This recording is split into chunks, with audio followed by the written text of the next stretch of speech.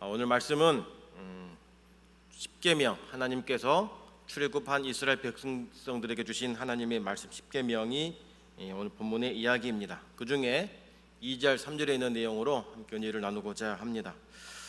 하나님께서 애굽 땅 종 되었던 집에서 이끌어낸 이스라엘 백성들을 향해서 이렇게 말씀하십니다.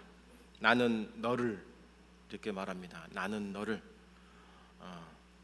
나와 너라고 하는 것은 모르는 사람에게 지칭하는 것이 아니고 나와 너는 인격적 관계가 형성되었다라고 하는 기반 하에 부르는 호칭입니다. 그 후에 쭉 가다 보면 이제 나는 너의 하나님 여호와다 이렇게 말합니다. 자신을 가리켜서 이스라엘 백성들에게 너의 하나님 여호와다 이렇게 말씀하시면서 좀 더 친밀한, 좀 더 친숙한 인격적 관계 속에 있음을 재확인시켜 주십니다. 하나님은 이 십계명을 통해서 이스라엘 백성들을 향해 하나님과의 관계가 어떤 관계인지를 먼저 말씀을 하십니다. 아무에게나 이 계명을 주신 것이 아니고 택한 백성, 구원받은 백성, 애굽으로부터 건지움을 받은 백성, 하나님의 자녀에게 주시는 말씀인 것입니다. 그러니 불신자들에게는 이 십계명이 의미가 없습니다. 오늘 구원받은 저와 여러분들에게 이 말씀이 우리에게 지켜야 될 사명이라고 하는 것입니다. 하나님께서 이스라엘 백성들에게 십계명을 주시면서 지키라고 말씀하셨고 오늘 저와 여러분들에게도 이 계명을 지키라고 말씀하셨습니다. 우리는 그 십계명의 말씀을 지키며 살고자 노력을 합니다. 완벽하게 제대로 지킬 수는 없지만 늘 의식 속에는 이 계명을 지키고자 하는 우리의 반응이 순간순간 드러난다라고 하는 것입니다. 그렇다고 한다면 이 말씀에 우리가 반응한다, 십계명의 말씀에 내가 반응한다라고 하는 것은 뭘 기반으로 두고 있느냐? 나는 하나님의 은혜로 구원받았기 때문에 은혜 받은 자로서의 인격적 관계가 형성되어서 말씀하신 하나님, 나를 구원하신 하나님의 말씀에 반응을 하고 지켜야 되고 순종함이 마땅하다라고 하는 것이 암묵적으로 우리 가운데 있다라고 하는 것입니다. 이 말에 대해서 그 누구도 거부할 자 없다라고 하는 사실인 것이죠. 그러면 하나님께서 왜 첫 번째로 이 말씀, 즉 1계명의 말씀을 주셨을까? 다른 계명도 다른 말씀도 많이 있을 것인데 가장 첫 번째로 하신 말씀이 나 외에 다른 신들을 내게 있게 말하라 라고 말씀하셨을까? 이미 하나님은 출애굽 사건을 통해서 애굽의 모든 신들이 가짜라고 하는 것을 증명해 내시고 하나님만이 참신임을 드러내셨습니다. 열재앙을 통해 철저히 애굽의 모든 신들을 다 깨부수었습니다. 파멸시키셨고 가짜라고 하는 것들을 드러내 보이셨습니다. 만천하에 이것도 알리셨습니다. 그러면 이것을 경험한 이스라엘 백성들 눈으로 똑똑히 보았지 않습니까? 400년 동안 종살이 하면서 애굽의 신들을 그들도 섬겨왔기 때문에 그 가운데에서 열재앙을 통해서 애굽의 모든 신이 가짜다, 허황된 것이다 라고 하는 것을 눈으로 똑똑히 보았기 때문에 출애굽하면서 그들은 하나님 외에 다른 신들은 생각할 겨를이 없을 것입니다. 그렇지 않겠습니까? 직접 경험을 했는데 하나님 외에 다른 것을 생각하겠습니까? 그런데 안타깝게도 그렇게 살아왔다라고 하는 것입니다. 하나님 외에 다른 신들을 섬기고 따랐다라고 하는 것입니다.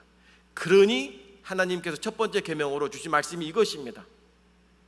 하나님은 우리를 잘 아십니다. 너무나 잘 아십니다. 그렇게 살아계신 하나님을 경험했음에도 불구하고 경험한 사람이라면 떠나지 않아야 마땅한데도 하나님은 우리가 또다시 어긋난 길을 걸어가고 우상 숭배하고 우상에 빠질 것을 미리 아셨기 때문에 다시 한번 우리에게 경고하신 것입니다. 이것은 역사를 통해서도 보아올 수 있고 성경을 통해서도 우리가 알 수 있고 오늘 우리를 통해서도 알 수 있다고 하는 것입니다. 하나님을 믿는 저와 여러분들, 예수 그리스도를 나의 주요 하나님으로 고백하는 저와 여러분들에게조차도 하나님의 살아계심을 경험을 했음에도 불구하고 이 사실을 확고함에도 불구하고 어떨 때는 우상을 따라갈 때가 많다라고 하는 것입니다. 그래서 이스라엘 백성들이 홍해를 건넌 다음에 그들이 뭐라고 고백합니까? 출애굽기 15장 11절을 보니까 여호와여 신 중에 주와 같은 자 누굽니까? 이렇게 고백합니다. 이 고백은 이스라엘 백성들이 한 거예요. 직접 경험하고 나서 고백한 것입니다. 말해라라고 가르친 것이 아니고 그들 입으로 고백을 한 것입니다. 그러면 자기 입으로 고백했으면 그 후에는 하나님만 섬겨야 마땅합니다. 그런데 어떻습니까? 우리가 익히 잘 알듯이 그들은 또다시 우상의 길로 들어갑니다. 우상 숭배로 점철된 삶을 살고 있다고 하는 것입니다. 우리도 그렇습니다. 하나님만이 참신임을 우리는 고백합니다. 그리고 찬양 받으실 분도 하나님이심을 우리는 고백합니다. 그런데 어떻습니까? 하나님 외에 다른 신들을 마음에 두고 쫓아갈 때가 많이 있습니다. 부끄럽지만 인정할 것은 인정해야 됩니다. 주일이니까 온종일 예배를 하고 예배를 드리고 찬양하지만 주일만큼은 그래도 하나님을 향해 전심으로 나아가지만 이제 교회 밖에 나가면 일주일 동안 우리의 삶의 모습은 처참하게 무너질 때가 있을 것이고 끌려다닐 때가 있다고 하는 것입니다. 하나님 외라고 하는 말은 어떤 의미일까요? 하나님 외에는 참신이 없다라고 하는 것 아니겠습니까? 하나님 외에는 다른 신이 없다고 하는 것인데 이 믿음을 가진 사람, 하나님을 경험한 사람, 하나님을 아는 사람들에게도 다른 신을 섬기지 말 것을 말하고 있는 것입니다. 다른 신 얘기하니까 그러면 정말로 하나님 외에 다른 신이 존재하니까 하나님이 이렇게 말씀하는 것 아닐까라고 우리가 의문을 품을 수가 있습니다. 참 신은 하나님밖에 없는데 하나님께서 나 외에는 다른 신들이라고, 하나님이 직접 다른 신들이라고 말하니까 진짜 있다라고 하겠지만 여러분, 진짜 신이 있습니까? 하나님 외에 다른 신이 존재합니까? 그렇지 않습니다. 하나님 외에는 그 어떤 것도 신적 존재로 가칠 만한 분이 없음을 믿으시길 바랍니다. 하나님만 참 신이십니다. 신이라고 불리우는 모든 것들은 다 우상에 불과합니다. 헛된 것에 불과합니다. 허수아비입니다. 허황된 것입니다. 그런데 그럼에도 불구하고 하나님께서 이렇게 말씀하신 이유가 무엇일까? 왜 다른 신을 두지 말라고 하셨을까? 허황된 것임을 알면도 불구하고 다른 신으로 섬기려고 하는 죄악된 인간의 본성이 우리에게 있기 때문에 그렇게 말씀하신 것입니다. 알면서도 또 다른 신을 만들어서 섬기려고 하는 우리 죄악된 본성이 있으니까 계속해서 강조하시는 것입니다. 사도 바울도 고린도전서 8장 5절에서 이렇게 말합니다. 비록 하늘에나 땅에나 신이라 칭하는 자가 있어 많은 신과 많은 주가 있으나, 이렇게 말하면서 이렇게 하나님이 창조하신 모든 피조물에 대해서 피조물을 신으로 삼고 있다라고 하는 것입니다. 여러분, 우상과 하나님은 비교할 가치가 되지 않습니다. 비교 대상이 되지 않습니다. 창조주와 피조물이 어떻게 나란히 견줄 수 있겠습니까? 그런데 바울이 뭐라 했다고요? 하늘의 신과 땅과 하늘과 땅에 있는 많은 신들을 두었다라고 말합니다. 하늘을 누가 만드셨습니까? 땅에 있는 모든 만물들을 누가 만드셨습니까? 오직 하나님께서 창조하셨음을 믿으시길 바랍니다. 하나님께서 창조하시고 지금도 다스리시고 계심을 믿으시길 바랍니다. 그 하찮은 미물과 하나님과 동등으로 하려고 하니 하나님께서 화가 나지 않겠습니까? 바울은 이걸 지적한 것입니다. 여러분, 우상들에게서 신적 존재의 속성을 알 수 있겠습니까? 말하지도 못하고 느끼지도 못하고 보지도 못하고 행동하지도 못한 그 우상들에게서 무슨 신적 존재의 가치를 느끼겠습니까? 108배를 하든 1008배를 하든 엎드려 빈들 그들이 무슨 반응을 하겠냐라고 하는 거예요. 오히려 몸만 망가질 뿐 아니겠습니까? 모세 역시 가나안으로 들어가기 전에 이스라엘 백성들에게 이 사실을 다시 한번 확고하게 짚어나갑니다. 신명기 4장 39절 말씀 우리 한번 다 같이 읽어보겠습니다. 그런즉 너는 오늘날 상천하지에 오직 여호와는 하나님이시요 다른 신이 없는 줄을 알아 명심하고. 아멘. 신명기 10장 14절입니다. 하늘과 모든 하늘의 하늘과 땅과 그 위의 만물은 본래 내 하나님 여호와께 속한 것이로되 10장 17절 말씀 너희 하나님 여호와는 신의 신이시며 주의 주시요 크고 능하시며 두려우신 하나님이시라. 아멘. 믿으십니까? 모세가 가나안 땅에 들어가기 전 자기는 들어가지 못하지만 이스라엘 백성들에게 계속해서 강조합니다. 재차 반복합니다. 왜입니까? 이것처럼 중요한 것이 없기 때문인 것입니다. 가서 행복하게 살아라, 잘 살아라, 아들 딸 많이 낳아라, 이렇지 않습니다. 단 한 가지, 오직 하나님만 참 신이고 참 주다, 하나님만 섬겨라, 확고히 해라라고 말씀하고 있는 것입니다. 오늘 우리들도 이 말씀 앞에 부정할 자 누가 있습니까? 거스를 자 누가 있습니까? 한결같이 이 말씀 앞에 아멘으로 우리는 화답합니다. 근데 어떻습니까? 삶으로 돌아가면 현실 속에서 우상과 부딪힐 때 어떻습니까? 너무 많이 흔들립니다. 갈등합니다. 고민합니다. 그래서 모세가 마지막 설교에서 한 번 더 강조합니다. 신명기 32장 39절 말씀을 함께 읽습니다. 이제는 나 곧 내가 그인 줄 알라. 나와 함께하는 신이 없도다. 내가 죽이기도 하며 살리기도 하며 상하게도 하며 낫게도 하나니 내 손에서 능히 건질 자 없도다. 이분이 누구십니까? 오직 하나님이심을 믿으시기를 바랍니다. 우상에게 가는 것은 참되고 유일하신 하나님에 대한 믿음을 배반하는 것입니다.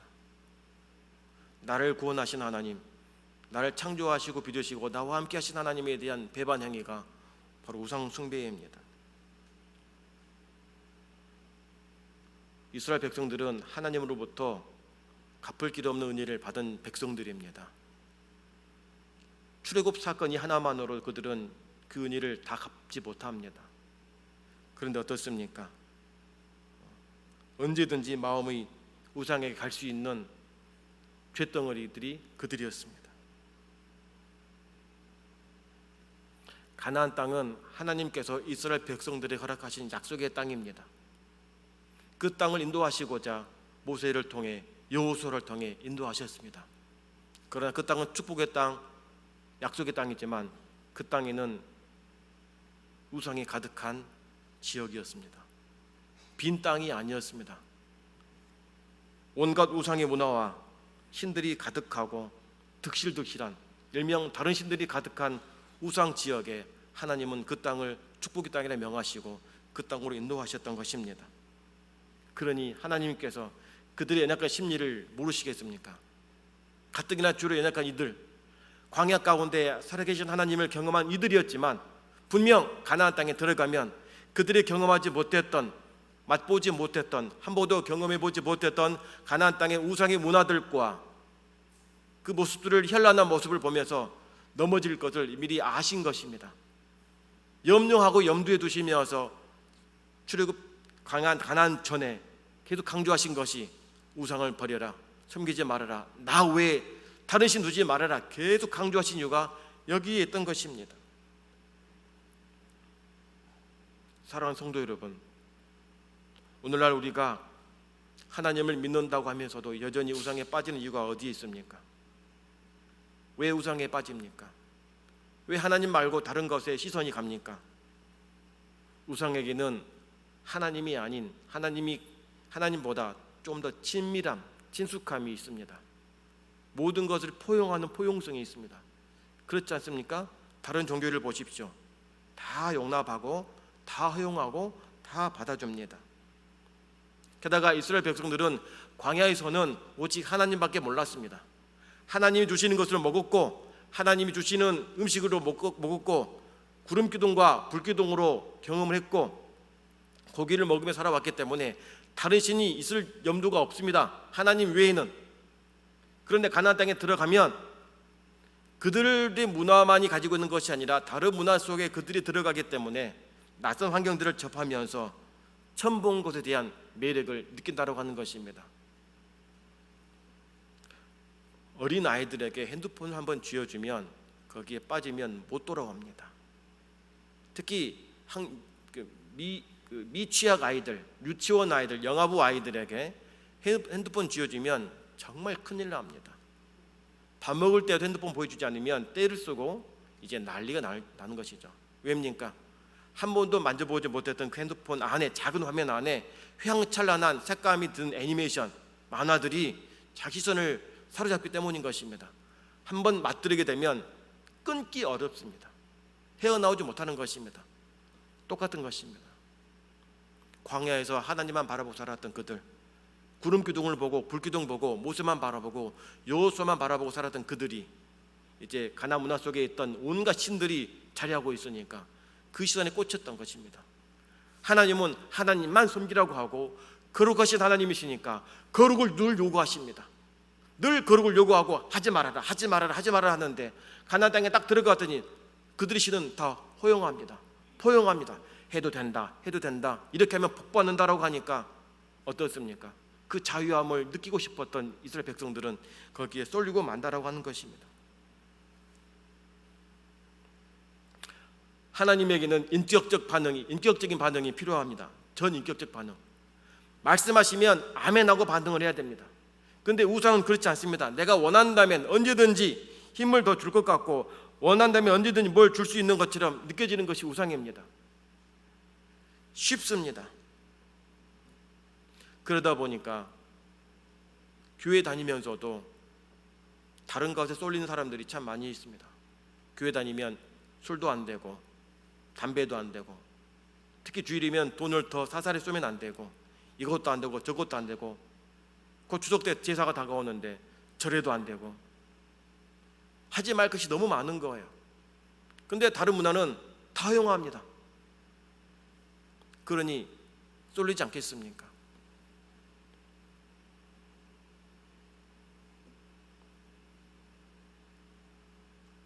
우리가 알아야 할 것들은 무엇입니까?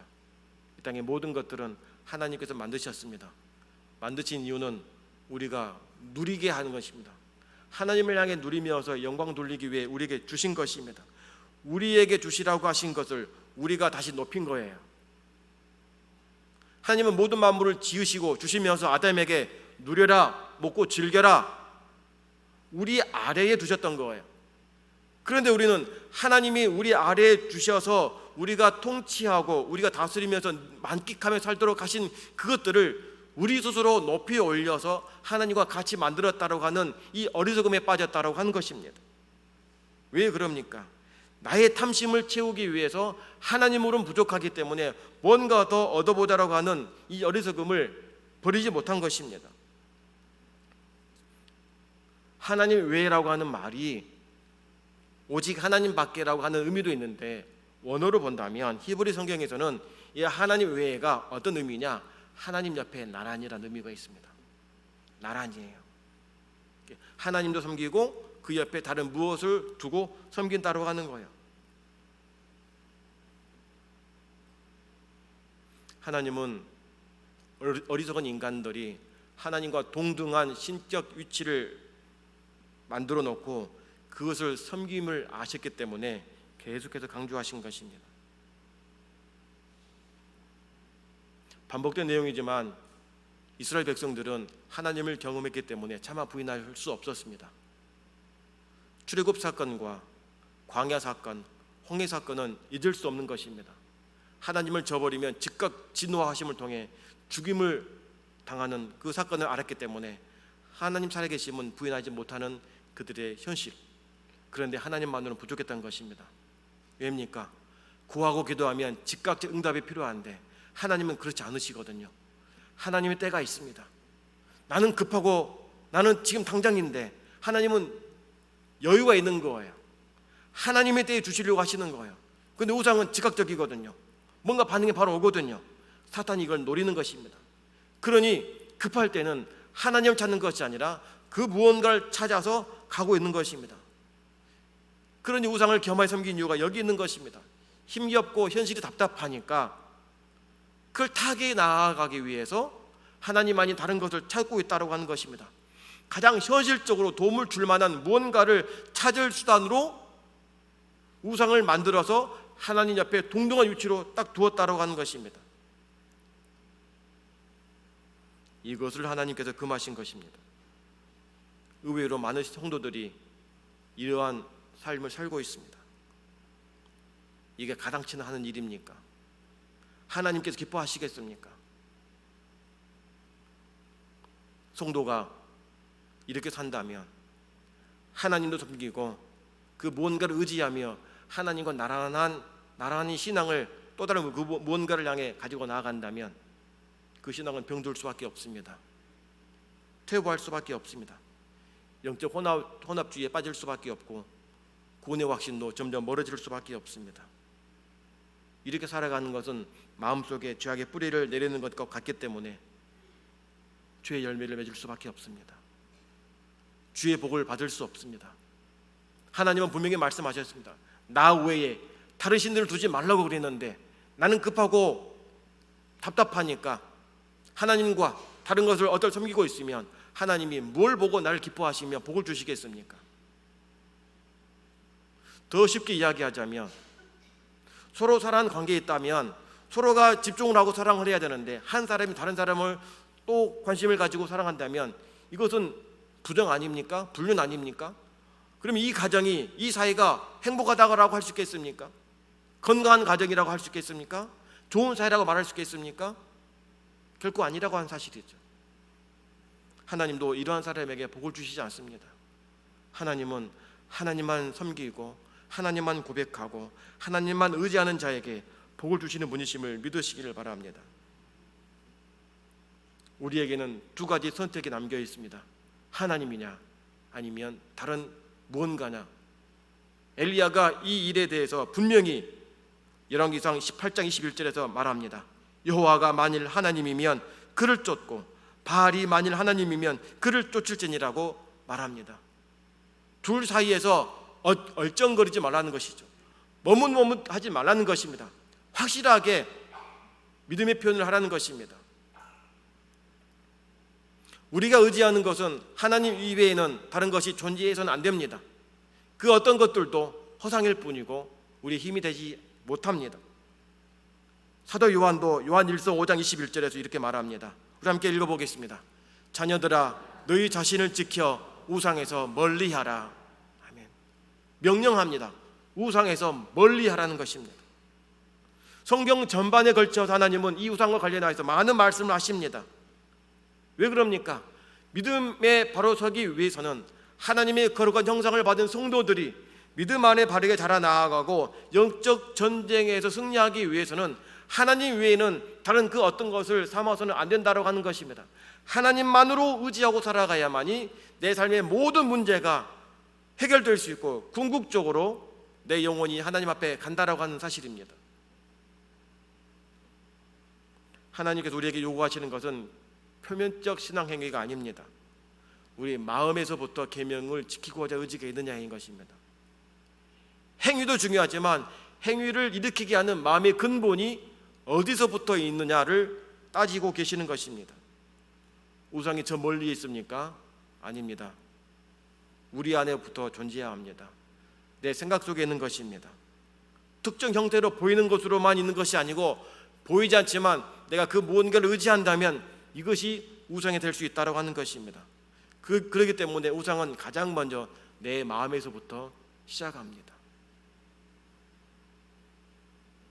여러분, 하나님 섬기는 것이 쉬울까요? 어려울까요? 갈등되시죠? 무슨 뜻으로 이 질문을 했을까? 쉽기도 하지만 어려운 것이 사실입니다. 하나님께서 하나님만 섬기는 것이 쉬웠다고 한다면 첫 번째 계명으로 올리시지 않으셨을 겁니다. 우리의 갈망, 우리의 욕망, 우리의 기대, 내가 하고자 하는 모든 것들이 다 담겨 있기 때문에 이것이 우상화로 표출이 되는 것입니다. 내가 꿈꾸는 것, 내가 하고자 하는 것, 이것이 우상으로 만들어지는 것입니다.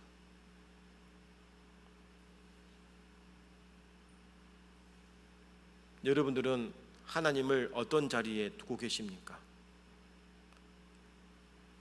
하나님의 자리에 그 자리가 하나입니까? 아니면 여러 개 있습니까?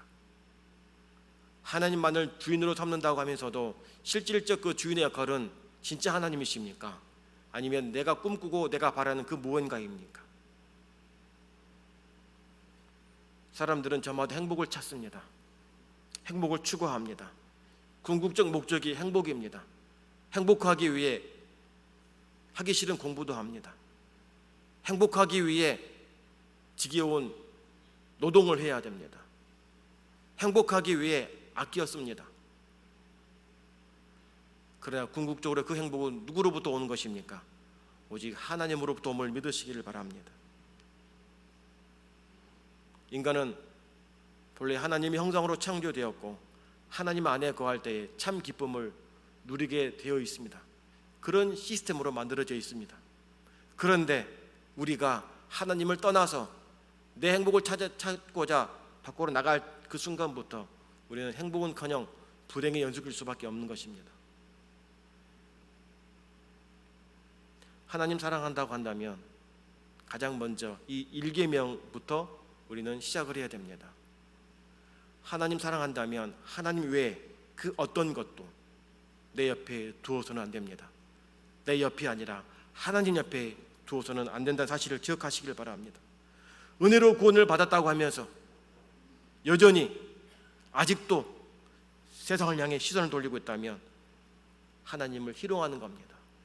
하나님을 멸시하는 겁니다. 하나님을 하찮게 여기는 것입니다. 배우자에 대해서 난 당신을 사랑해 해놓고 다른 여자에게, 다른 남자에게 또 다른 시선을 보낸다면 그 사랑의 진심이겠습니까? 아닙니다. 우상 숭배 끝은 무엇입니까?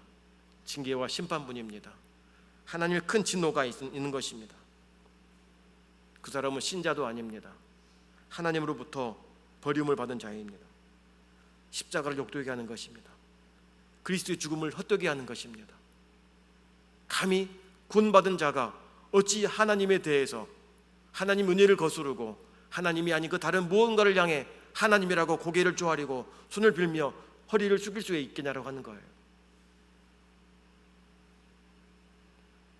오직 복음, 오직 십자가, 오직 은혜임을 우리는 알면서도 아직도 우리는 믿음이 부족하기 때문에 그래도 또 무언가 있겠지라고 하는 또 다른 무언가를 찾아서는 안 되는 것입니다.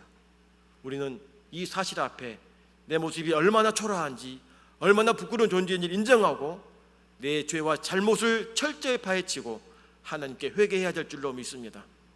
우리는 그러한 길을 걸어갔습니다. 인정해야 됩니다. 깨끗한 자가 어디 있습니까? 의로운 자가 어디 있습니까? 그러나 예수님 앞에 나가고 예수 이름으로 회개를 할 때에 주님은 십자가의 보혈로 우리의 모든 죄를 깨끗게 사하시고 씻어주시는 분이심을 믿으시길 바랍니다.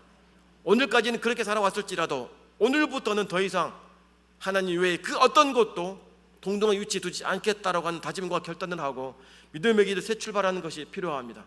그래야 할 때에 하나님께서 성령님을 우리에게 보내주심으로 그 믿음의 결단이 이어지도록 우리를 도우실 줄로 믿으시길 바랍니다. 사랑하는 성도 여러분, 오직 하나님만 섬깁시다. 하나님만 사랑합시다. 하나님은 유일하시고 참되신 분이시기 때문에 우리를 반드시 지켜주시고 의로운 오른손으로 우리를 붙들어 주시며 저 영원한 천국에 저와 여러분들을 인도하실 줄로 믿으시길 바랍니다. 헛된 우상에 속지 마십시오. 가짜 복에 도취하지 마십시오. 그들이 우리에게 준들 나중에는 100배로 더 뺏어갈 것입니다. 허황된 것에 욕심내지 마시고 진리신 예수 그리스도를 바라보고 십자가 안에서 거하면서 주님 주신 참된 평안과 복을 누리며 늘 감사하시는 저와 여러분 되기를 주님의 이름으로 축원합니다.